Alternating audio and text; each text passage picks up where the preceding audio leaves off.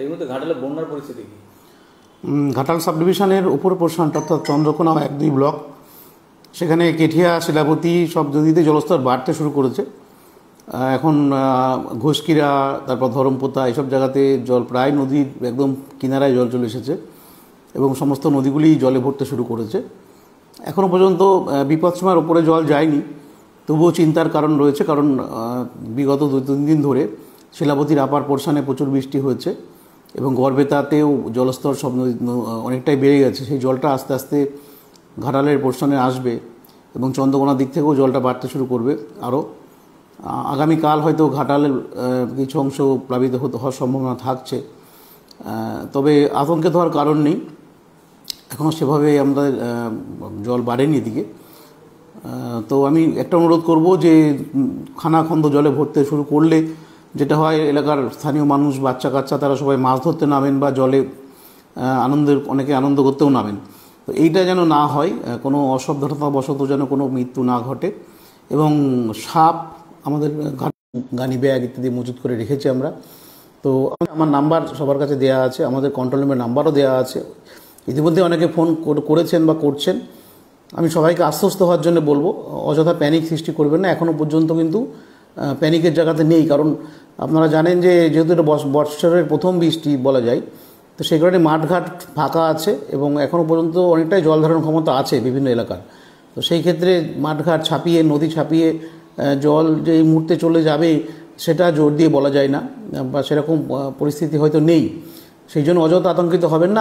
আমাদের নজরদারি টিম আছে, ইরিগেশন দপ্তরের আধিকারিকেরা এবং কর্মচারীরা, তাদের যে এজেন্সি, তারাও সব রকম ব্যবস্থা নিয়েছে। আমরা আশা করব যে কোনো রকম দুর্ঘটনা ঘটবে না। তো সবাই অযথা প্যানিক আমি কাউকে না হতে বলবো। এবং বন্যার সময় যে অন্য সমস্যাগুলো হয়, যে হঠাৎ করে কেউ জলে ডুবে গেল কোনো জায়গায় দেখতে গিয়ে, উৎসাহী মানুষ অনেক ভিড় আছে। আমি সকালবেলা গেছিলাম বাঁকা, কেঠিয়া সব জায়গাতে, তো সেখানে যেটা দেখলাম, অনেকজন মানুষ উৎসাহের সঙ্গে দাঁড়িয়ে আছেন, নদীর ধারে দাঁড়িয়ে আছেন।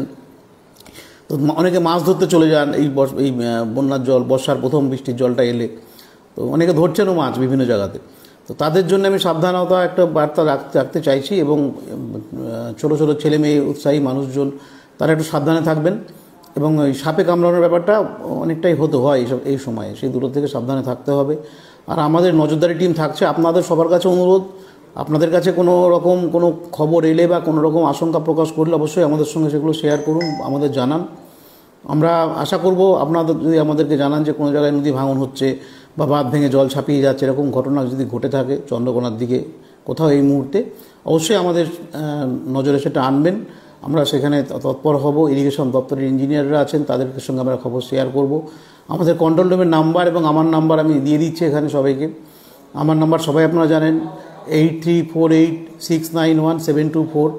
অবশ্যই প্রয়োজনে রাত হোক দিন হোক ফোন করবেন। এই সময় আমরা আপৎকালীন সময়ে সকলের ফোন ধরি, চেষ্টা করি সকলের সমস্যা সমাধান করার, এটুকু বলে আমি সবাইকে আশ্বস্ত করছি। আরেকবার স্টেজ দিয়ে স্যার জিজ্ঞেস করছে, অনেকে জিজ্ঞেস করছেন কমেন্টেও, ওই স্লুইস গেটগুলি নিয়ে অনেকেই। স্লুইস গেটগুলি অযথা আতঙ্কিত হওয়ার কোনো কারণ নেই। স্লুইস গেটগুলি যেখানে হচ্ছে সেখানে সাইড দিয়ে এমব্যাঙ্কমেন্ট করা আছে, যাতে করে জল ওইখানে প্রবেশ করতে না পারে।